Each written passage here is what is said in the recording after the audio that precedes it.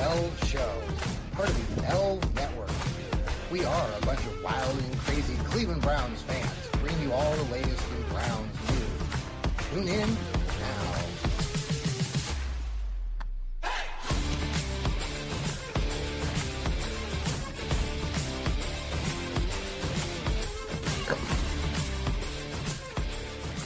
Hey, hey, hey!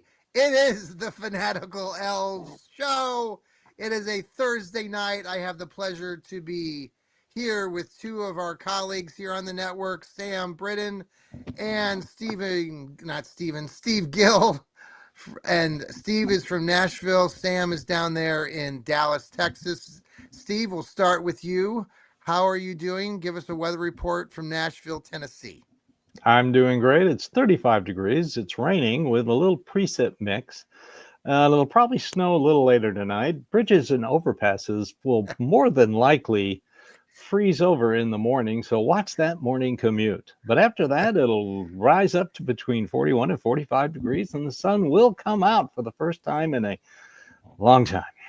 I closed my eyes, and if you're watching us on YouTube, I have my eyes closed, and Facebook, you sound just like a radio guy saying the weather. So, well, I used to be a radio guy. At one point in my life, I was a radio guy. So there we have it. Yes, you were. Back to you, John.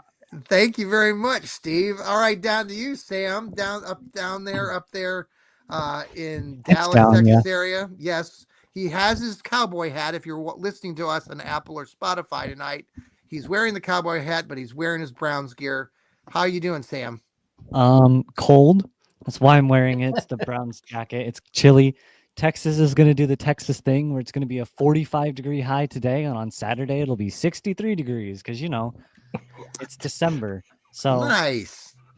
I have no idea. I hate Texas sometimes. The weather doesn't make any sense. We'll be lucky to hit 50 on Saturday. Yeah. It's so weird. It doesn't make any sense. But yeah, it's cold for now. It'll warm back up, and then it'll get cold again, and then it'll warm back up. And so there's a chance we could have like a 20-degree Christmas or a 65-degree Christmas. Who knows? Yeah. But it's cold, and it's cold. Yeah, I'm just chilly. Yes, I can't imagine. I know my wife and I, we talk about the weather here, but we also talk about the air temperature in the house. And we have this battle going on between, is the house at 70 degrees or at 69 or 71 or 69? So good Lord. Where do you keep it at, Steve? I keep it at 68. 68? Yeah, okay. We keep it at about 68. Don't tell my wife that. She'll I've got a gas furnace, so, you know, I'm not working electric. I got an electric air conditioner and a gas furnace. We keep it at 68. My wife and I are fine. I was born in Cleveland. She was born in Chicago. We're fine. Sam, what do you keep yours at?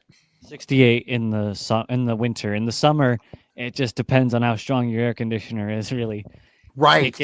I know that. The best air conditioner, so ours is much higher. But if you have a good air conditioner, you can keep it around 70 in the summer. For sure. Yeah. No, that's living out there in Texas, boy. You got to have the air conditioning. Oh boy. So last night, this is great. So I'm on my MacBook right now. Maybe Sam, you can help me with the technical thing. So I was telling people on my Johnny Cleveland show that I'm on this MacBook, and the MacBook is tied to my Apple, my iPhone. And so I noticed last night when I started my show, and just now we're recording this, I'm getting some text messages from my Fantasy League football group. Is there a way to turn off the dinging while we're going live? Anybody know? So, Sam, any good ideas since you're the technical guy? I'm not good with Apple, but if you explained it after the thing, I could definitely try and help.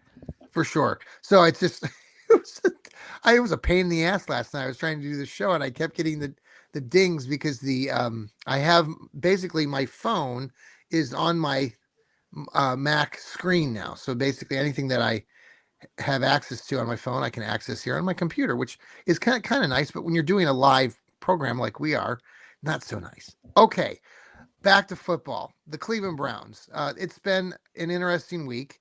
We have had many things going on as the Browns prepare to play the Tennessee Titans, a battle between Shedeur Sanders and Cam Ward.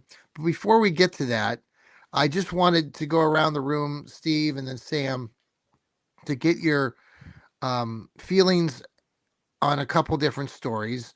Primarily, yesterday it came out that Deshaun Watson, the high profile, highly paid player for the Brownies, was put onto the 21-day practice window cycle thing. He's coming off of this. Window was open. Yes. So I just wanted your insight into this. Steve, I actually mentioned you on my podcast last night, and I said then, and I believe you'll say this again, but I've listened to you and listened to your inside sources. You've explained to us that based on the people that that have kind of an ear to the team, that the chances of Deshaun Watson ever playing a down again for the Browns is extremely like zero practically. So with this news, some people in La La Land have gone with it since yesterday and trying to make it like, oh my gosh, could Deshaun Watson play this year, or does this mean that he's going to be our quarterback next year? So, Steve, let's go with you first. So it's basically a 21-day practice window. He's limited in practice, no big deal. He will get to the end of this 21-day practice window. He'll be activated to the roster and immediately put on the PUP list. But didn't he just come off the PUP list? Kind of. Okay. Yeah, you've got to take him off the PUP list if he's healthy. If he is healthy and the trainers say he can do a limited practice, you can he's technically still on the PUP list, but it's a practice window. Okay. Is what it is. To see, anytime anybody's on a PUP list, you've got a certain amount of time to see if they're healthy enough to play. So what'll happen is he will hit that 21 days. They will put him on the roster and immediately put him on the PUP list again. So like last year with like Nick Chubb, right? Didn't they do this with Nick? That they put him on this initial 20. They put him on the 21 at the beginning of this. Yeah, well, wasn't I can't quite remember the beginning of the season, but they put people on the PUP list. Yeah, coming into training camp, first day of training camp, a couple guys always end up on the PUP list. Mm-hmm. But physically unable to perform, and he wasn't. He had two Achilles tendon tears. So, this is more than likely. If I got to make a guess, I haven't heard from anybody on why they did it. Yeah. If I got to make a guess, this is appeasing him. He's already in meetings. He traveled to Vegas. Shador likes him, and he gives great advice to Shador Sanders. So, if you're a Sanders fan, this is nice. And, it gives him an opportunity to test his Achilles heel and see how he's doing. And then the union stays off the Browns' back, and the league stays off the Browns' back. So, you just let him practice limited. He's not taking away anybody's reps. I know Browns fans all of a sudden have become experts on who gets reps. And they probably never even knew any of this crap before this year. And then he'll just go right back to the PUP list. And that's it. Now, what they do with him next year, who knows? He could be the third string quarterback and he's never activated. Which would sound like a reasonable thing, but unlike what Grossi said on the radio this morning, he's going to be on the roster in 28. No, he's not. I can't. Tony Grossi said that.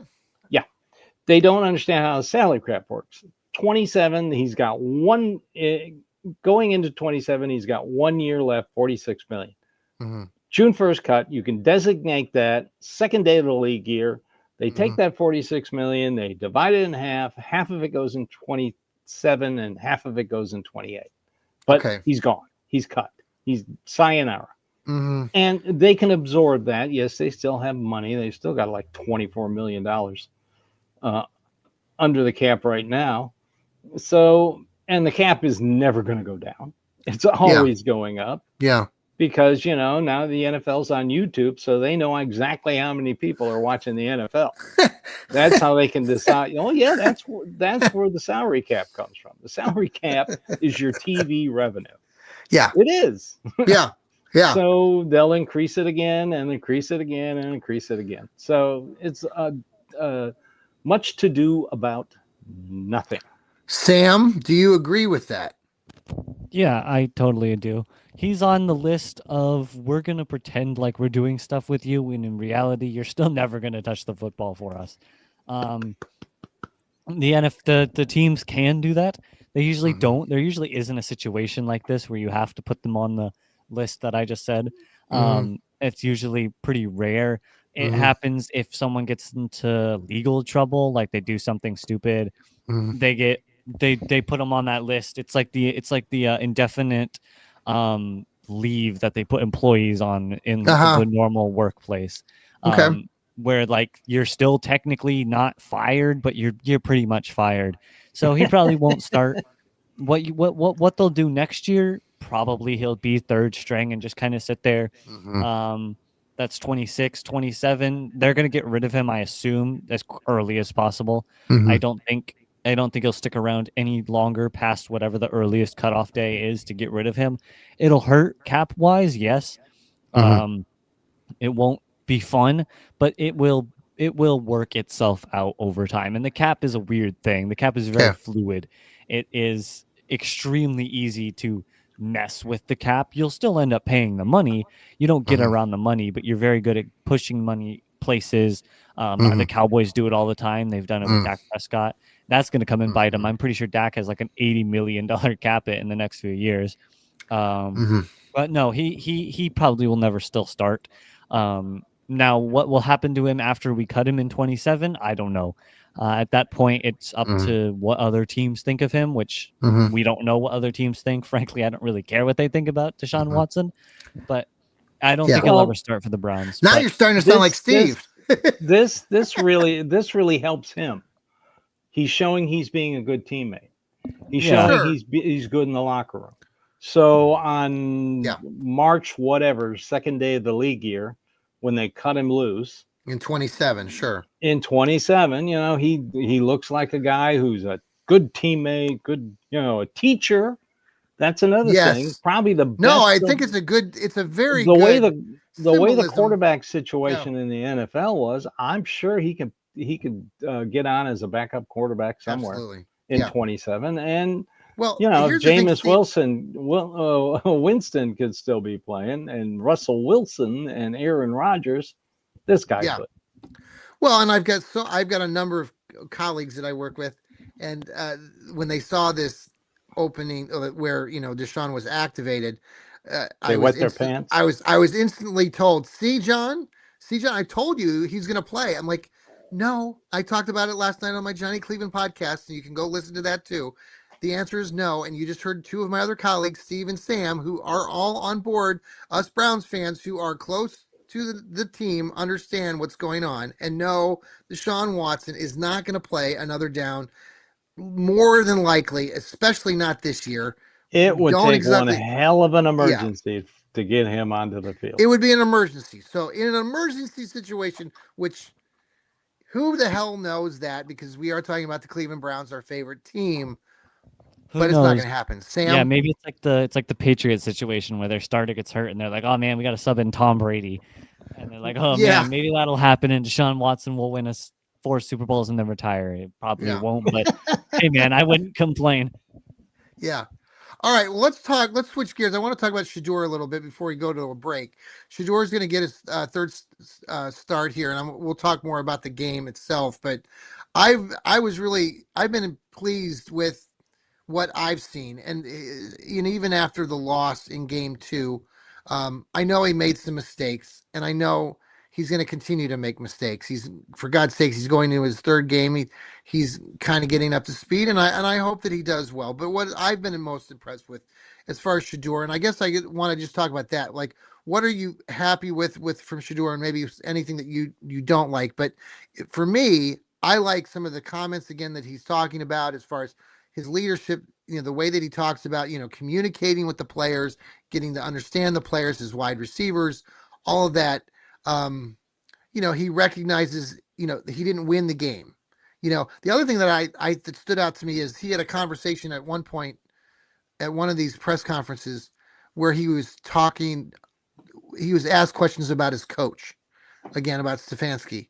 And again, he reiterated that it's not his place as a player to, criticize the coach. And I really spoke about that last night in my own show, that he's a coach's son. I think I respect that. I think that he's learned, having his dad as mainly his coach, that you listen to the coaches, and you do your very best. And I appreciated that. So that's some of the things that I'm seeing. I'm excited to see now him playing against Cam. Sam, let's start with you first on this question. And What do you like about Shador right now, and what are some things that maybe you're still thinking that we want to see better from him? yeah, I like the idea. It's also as if the like employee in his first year starts criticizing the boss. It now it Yeah. doesn't sound right. You're like, okay, this kid just got here. What is he doing criticizing these people? It Mm-hmm. makes you sound cocky and kind of full of yourself. So I appreciate that. Now, if you're a 10-year veteran and you've played in the NFL for 10 years, you've won some playoff games, maybe even made the Super Bowl, then sure, yeah, you have all the right to criticize your coach, in to some degree. But as a rookie, just in general, regardless of if you have the Sanders name, hopefully Manning learns that just because he has the last name of Manning doesn't mean is any more of a higher opinion than anyone else. And Mm-hmm. so it's a good thing to see from him. I also saw he was asked about that he would hold on, that he would throw the ball quicker if he trusted his receivers more. I saw that one interview question. I think that's interesting, but not totally weird to think, because he Mm-hmm. doesn't have the best wide receivers out there. I mean, Jerry Judy has had this whole set of problems. Was it the Raiders game where he just like stopped running and got the ball punched out? That one didn't make any Yes. sense. Um, Shador had that overthrown ball that we think was because Jerry Judy just stopped running, but I haven't really seen a Mm-hmm. definitive answer. Was it because did he just straight up overthrow him, Steve? Mm-hmm. Okay, I I, Yeah. I I saw the tweet and I was watching it, but I didn't have any way to confirm if it was And he he was stopped open, running or it was just overthrown. and it Okay, was going to be a touchdown. yeah, it's unfortunate, but I mean he's got some weapons. I think Fannin is still there. Mm-hmm. Njoku still hasn't been terrible. I think half of the failures of the wide receiver and tight end core is not their fault. It partially is not having a great quarterback to rely on. But I think I haven't seen anything where I'm like, okay, this is bad. I haven't seen anything where I'm like, okay, this is good. He's shown flashes of being decent. He's shown flashes of mistakes, which is absolutely normal, and it is totally what I'd expect. Mm-hmm. His offensive line hasn't provided him the most amazing help in history either. So it's kind of a tandem. It's a combination of a lot of things, and so I think he deserves to play the rest of the season. Get a few more games under his belt. We'll see what happens in the offseason if they try Gabriel's one more time, if they Mm-hmm. just stick with Sanders, if they pick someone else up. Mm-hmm. I doubt they'll draft anyone. You'll have the rookies now coming in for the first round. They'll probably pick an offensive lineman and a wide receiver.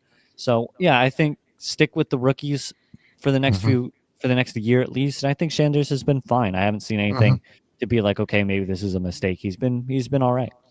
Joel Patonia was talking about him. I don't know, Steve, if you saw that earlier today. He was talking about Shador, and he gave Shador some nice praise. Said that he's getting better in the huddle and commanding the huddle. So I thought that was a good step forward. You're hearing that from the vets, which is good. What do you think, Steve, about all of this? Let's start with the offensive line. That was their best game they played this year.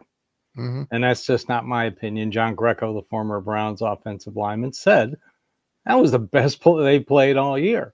And if you go by Pro Football Focus, the top 5 offensive scores for the Browns were the offensive line. Mm. So the offensive line played very well. He had time to throw. He had an Mm-hmm. average of 3.36 seconds. Now, that doesn't sound like a lot as a league average, that's way low. That's like 26th. But Oh, for a Cleveland Browns quarterback, that's the best amount of time a Browns quarterback has had in the last 2 years. no kidding. So he had time to throw. And he missed about as many open receivers as Dylan Gabriel did. Hmm. You can go back, and I'm not talking about the little tight highlights that Sure. people who are trying to prove their case make. I watch guys who show the whole thing. They'll Sure. show the overfield, and then they'll show it from the back, and they'll show that he missed Jerry Jeudy several times, wide open, wide freaking open. On one play, Tillman cleared out Right. for Jeudy, and he was dead center in the field, and he overthrew He Spann missed it. No, I over saw here. that. Sure, He I saw missed it. a lot of plays on the Absolutely. field. When he was thrown out of his end zone, he had 4.96 seconds to Yeah, I throw. saw that same one of the David same highlights. Njoku had totally beaten the linebacker Hmm. and would have gone for a first down. So Sure, I saw this. he is. I don't hear everybody screaming and yelling how bad he is because he's leaving plays on the field. Because I could have sworn I heard people saying that about Dylan Gabriel. See, he is a rookie quarterback, just like Dylan Gabriel. He is keeping his eyes downfield. His footwork is still bad. Hmm. His eyes and Luke McNown said this. His eyes and his feet are not in sync. And as an NFL quarterback, you have to have your eyes and feet in sync. He said they're a mess. His footwork is a mess. And also, he said he's not an NFL quarterback yet. And well, let me ask you I this. agree Because with let me add. Go ahead. No, I was just going to add something to this because I agree with everything you're talking about, and I think obviously we've talked about this part of this conversation with Shador and Dylan Gabriel and why this is happening and why people are overlooking what Shador is doing similar to what Dylan was doing, and it's just I think it's has a lot to do with the name and who he is and all of that, but there's a lot to what I was trying to get to is earlier in the week too. Somebody like Hanford Dixon, you respect Hanford Dixon, who used to play ball for the Cleveland Browns. He came out earlier in the week with Josh Cribbs. They have their own podcast, and Hanford Dixon, straight up said that he believes that Shador is the guy. He believes that he is the next guy for the Browns. Like he is that next franchise guy. Look, I But am not anti Sanders or anti. I want one of these two guys to be starting quarterback in 26. Sam and I both know, as people who follow the draft, you got to fix this offense in one off season. And the best way to do that is to have your starting quarterback going into 26 so you can concentrate on the positions of need, which are offensive tackle and wide receiver. If Sanders emerges, great. Yeah. More power to him. Great value, 5th round pick, big go. But he's not an NFL quarterback yet. He's not. Okay. He is still making a lot of mistakes. Yeah. And when your offensive line plays their best game and they give you the amount of time they were giving him to throw the ball, you can't miss your open wide receiver, wide open wide receivers. And that I know it was late in the game and it was 4th and 26. Throw the damn ball. Well, I know you talked about that. He runs runs 6 yards and then he just sits down. I got you. No, is he protecting his stats? Is he protecting his stat line? He doesn't want to put an interception on that. I mean, I would hope he doesn't. Ball. He had time. My God, he had time to throw the ball. He did. What happens if he throws it and there's a pass interference? Right. Ball on the goal line. Touchdown. No, I think Brown, those are some of the then things everybody's talking, wow, what a throw, what a great throw. Instead, they're talking about he ran 6 yards and then he sat down. Yeah. No, it disappointed me that he did that too. I think that's one of those coachable things. I'm sure the coaching staff and others have talked to him about a number of things, including probably that last play. So let's pause for a commercial break. I want to talk to you guys about Coach Stefanski and some perspective that's going on right now with him in across the league. When we come back, we'll be right back. Hey, thanks for coming back to the Fanatical Elves Network and our show tonight. It's Thursday night. I got Steve Gill here and Sam Britton here on a Thursday night. We love bringing you a show talking about the Brownies here. We're Browns fans just like you. We have a number of great shows, great programs here on the Fanatical Elves Network. Coming up next, we got Rod Bloom with the Browns Blitz, so tune in for that as well.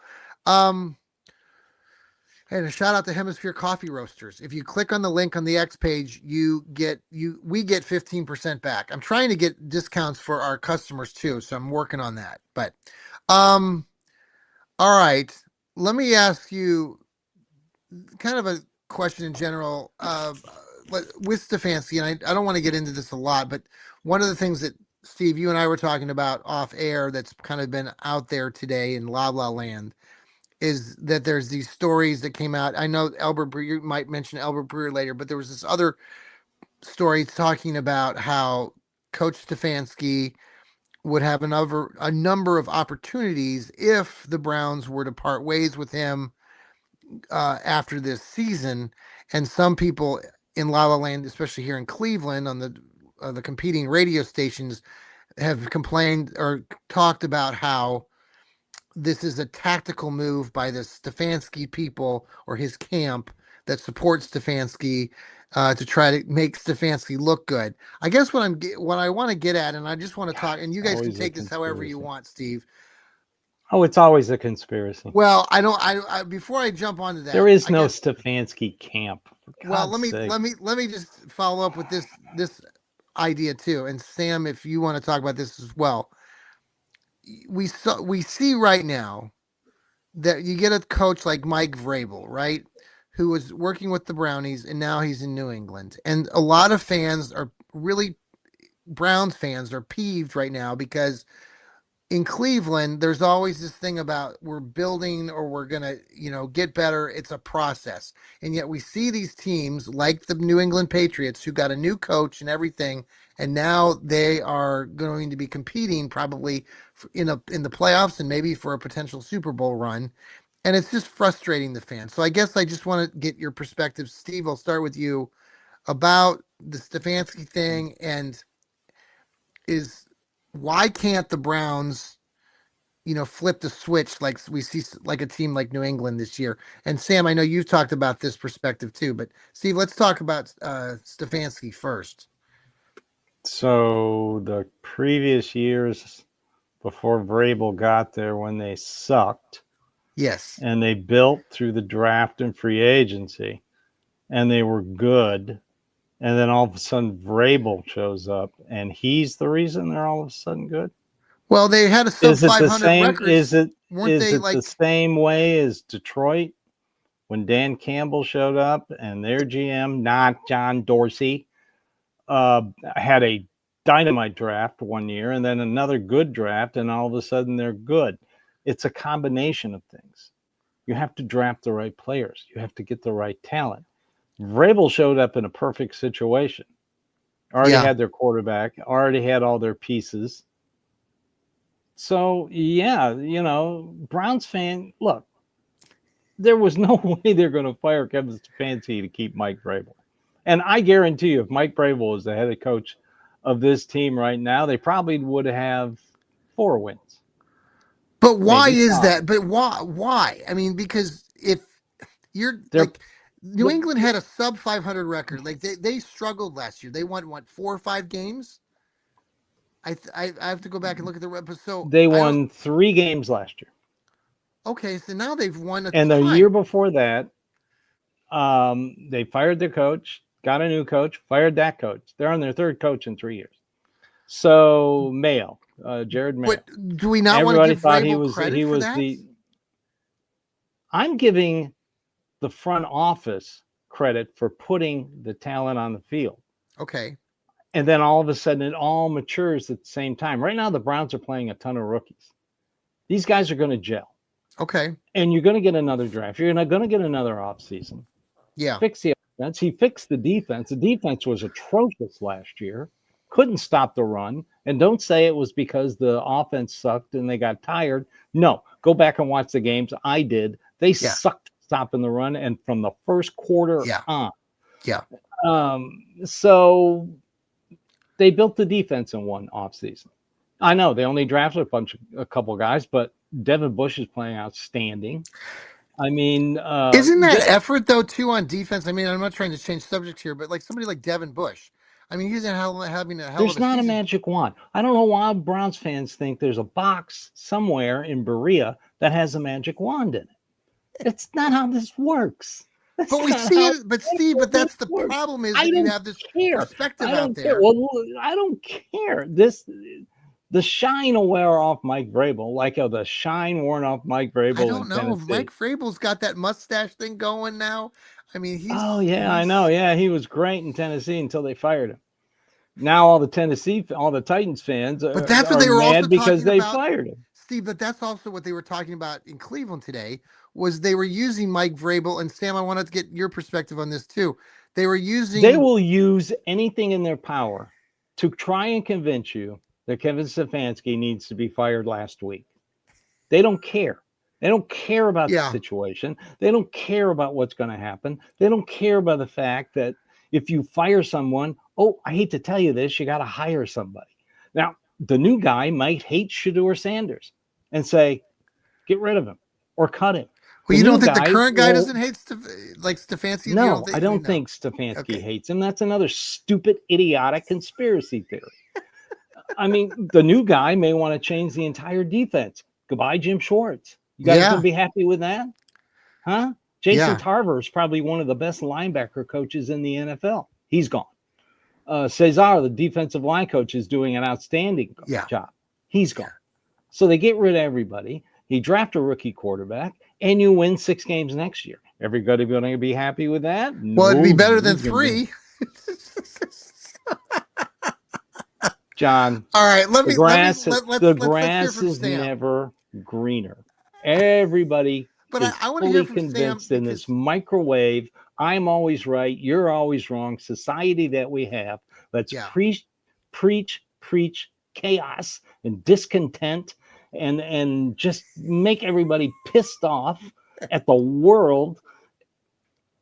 Just stop this garbage. All right, I mean, Sam, it's ridiculous.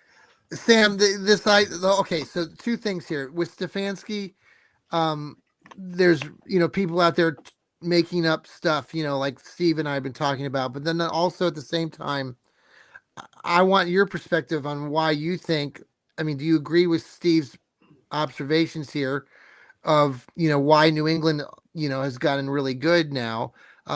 Because they were, like Steve said earlier, they won 3 games a year ago, and now they've won all these games. They're going to be in playoff contention. I'm giving a lot of people want to use that as an example to, like Steve just said, to get rid of Stefanski because the Browns they're struggling. What do you think about all this, Sam? I mean, looking at Drake May's number 1 year, his first year in the league, he played 13 games, so we'll have more starts than Shedeur. He only had 2,000 yards, 15 touchdowns to 10 interceptions. It's not like he was playing the greatest football of all time. He actually was quite bad. I mean, he was 3 for 9 in his record. He wasn't playing any sort of good football. His team, and I don't think Mike Vrabel magically changed the entire Patriots team from a 4-win team to an 11-win team and the 1 seed.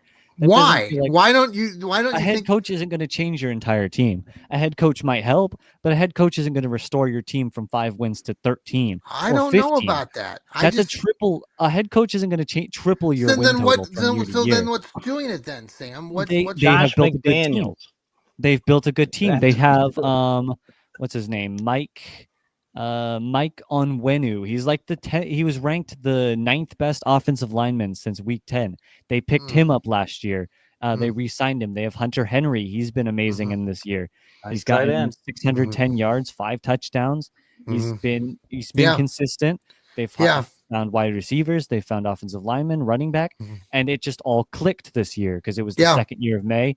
And I don't think Vrabel was the piece missing to click the entire team.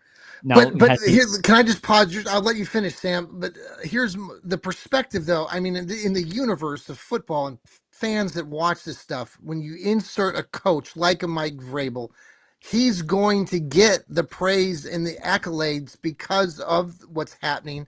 Even though what you two are Yeah. talking about, I agree. Sam, back to you. Yeah, That's and why Vrabel people- might have won them a few games. Now, maybe let's just say they win 15 games this year, which I don't think is out of the ballpark. I think that's pretty close, 14 or 15 this year. Will they have won 15 or 14 this year without Vrabel? Probably not. Would they still probably be a playoff team and probably win their division? Yeah.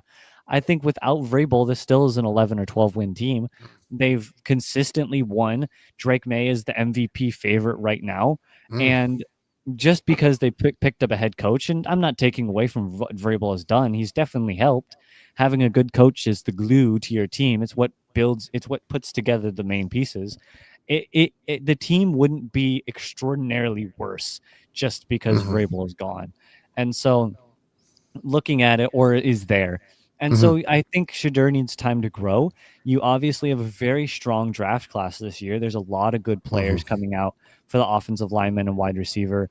You have the defensive rookie of the year on your team. I mean, Carson Schweschinger is pretty close to locking that award down. Sure. You still have probably a year or two or three more years of Myles Garrett being in his perfect play. Now, who knows? He might get injured next year.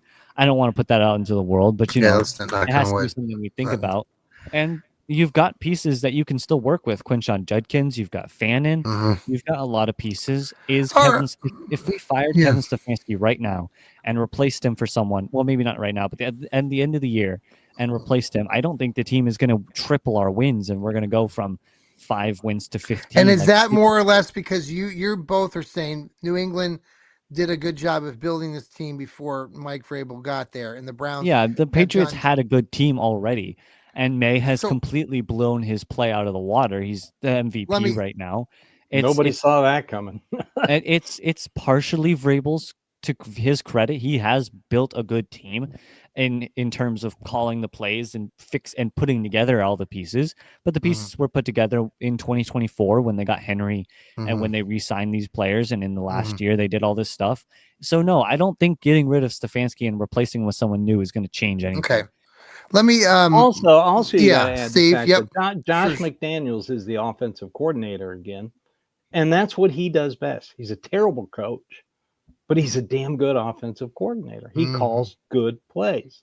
You know, you look at the Bears. They're the best team in the NFC.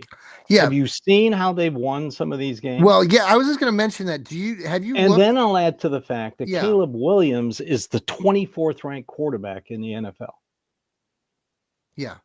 Bo well, Nix you know why? of the 10 and 2 Do you know what the most... Denver Broncos is the 32nd ranked quarterback in the NFL.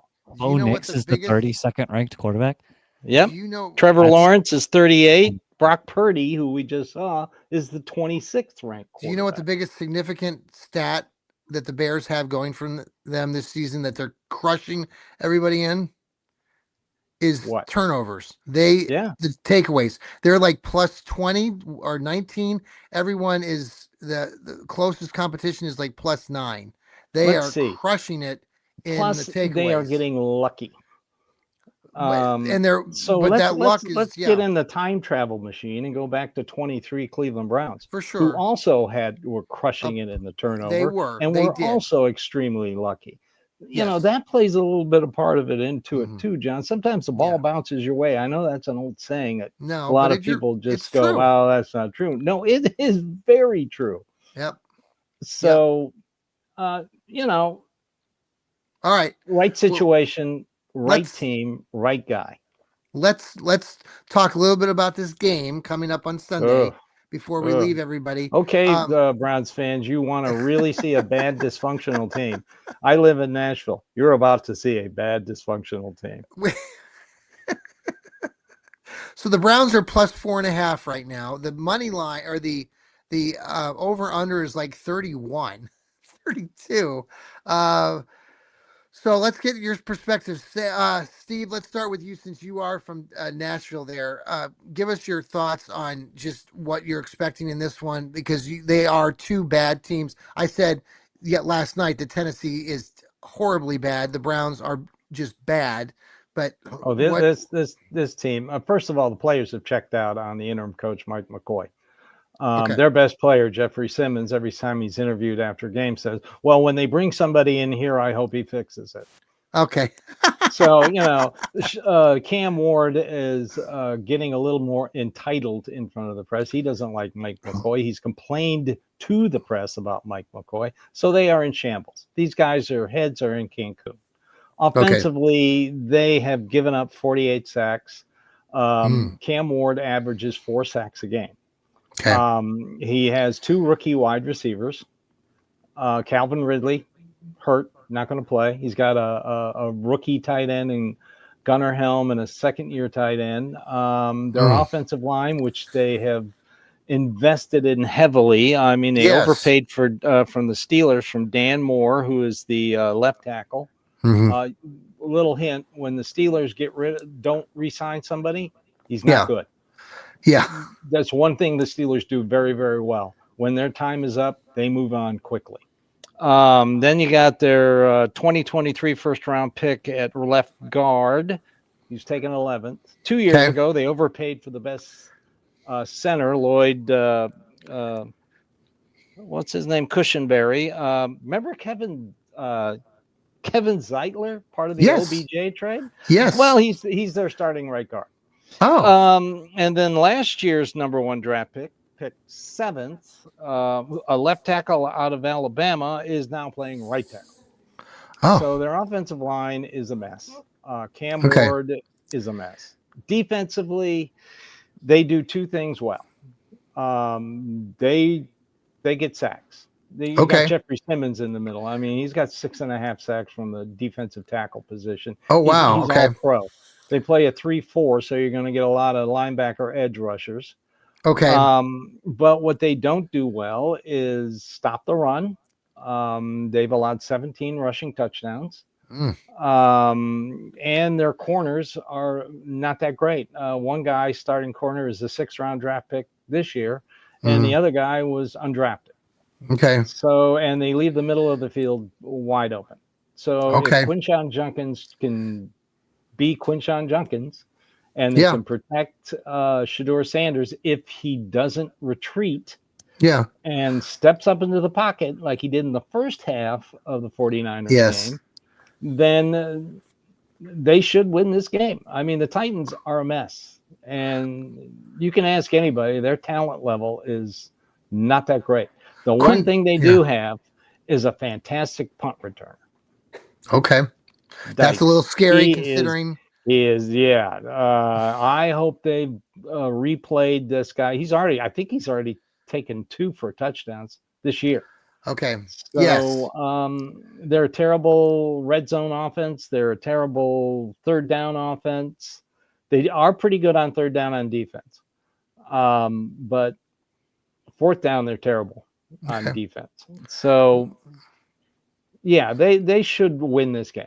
I don't guarantee wins, and I never will, but it's, you would be disappointed if the Browns lost this game at home. It's in Cleveland. Shedeur needs to work on some stuff, but the Browns have a secret weapon, and not so secret, in Quinshon Judkins. So just run the ball. He had a nice game last week. I thought he did. Some really good 91 yards, over 100 yards.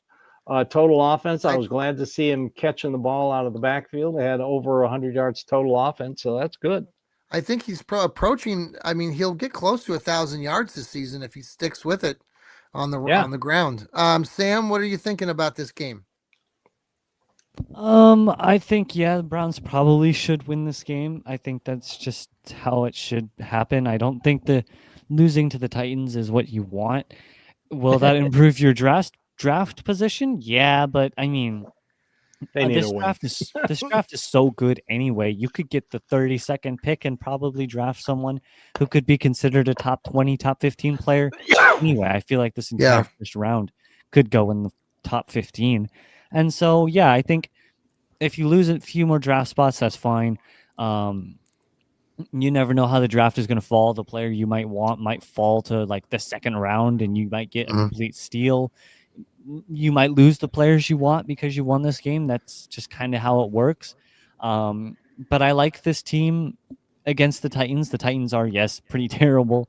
Mhm. Now, are you going? Is this a lock of a game? No, no, this absolutely isn't a game that I'm like, okay, yeah, they're gonna win, really, regardless. But it's a game where I'm like, okay, are you going to lose this game? Probably not. Could it happen? Yes, but are you really going to have any chance of losing? No. I think no. I think the Browns are pretty. Now the I'd weather, say 70 to 80% that they're going to yeah, win. weather is going to be a little bit frightful again. They're still calling for like 30, 35, maybe a chance of snow again, Good. similar to last week, but maybe not as much wind. We'll see. But all Well, right, folks. if the Well, Browns final, defense yeah. plays like the Browns defense, Hmm. then this shouldn't be a problem. The Cleveland Browns just don't be the Arizona Cardinals. The Titans' only victory. I watched Yeah, they that shouldn't have game, won and that game, right? that our Yeah. Arizona Cardinals found more ways to lose a game than the Cleveland Browns. Yes. Just it was the comedy of errors. Just Well, don't be that team. guys, tune into us later Special this teams week. play average. Yes, for God's sakes, man. Special teams. You're playing the We Titans. Miles Garrett, get like 8 sacks, please. yes, we'd Nathan love to see Zaguro that. on Cleveland Browns Daily on Monday, his cohort said, "Well, then Miles should break the record." And Zaguro goes, "Miles could get 10 sacks by himself in this game." He could break the That's how record next week. I that's think how it's bad this offensive yeah, line is. it'll be interesting to see how that all works. But no, I think it's a great opportunity for the Browns to get their fourth win on the season, and who knows after that they still have two more home games against Buffalo and the Pittsburgh Steelers coming down the road as well. So um, it's going to be a great day if you're a Browns fan. There's a lot more shows coming up this week. Tonight we got Rod Bloom coming up next. Sam the Man's got his Browns breakdowns. It just was released last night. I don't know if he'll have another one coming up Should be Saturday. I shouldn't miss Saturday. anymore. And then Steve will have a pregame show uh, Sunday. So stay tuned for that. And then postgame show, as always, follow next week. We'll have Stirring the Pot with Lou Marconi. Lou Marconi's got his own show, Burning River Browns Talk, coming up along with There's the Gleam or There's a Gleam Men with Steve Hemrich, and who am I forgetting? Ethan Greenberg with his Going Nuclear. That show will be released later tonight. And of course, Steve here has his Dog Pound South programming, On Monday. and he'll have that on Monday. Hopefully it's Steve, Victory Monday. Steve, thanks for being here. Sam, thanks for being here. Please listen to us later on Apple or Spotify and spread the love. We're Browns fans just like you. Go Brownies. See ya. Go Browns! Go Browns.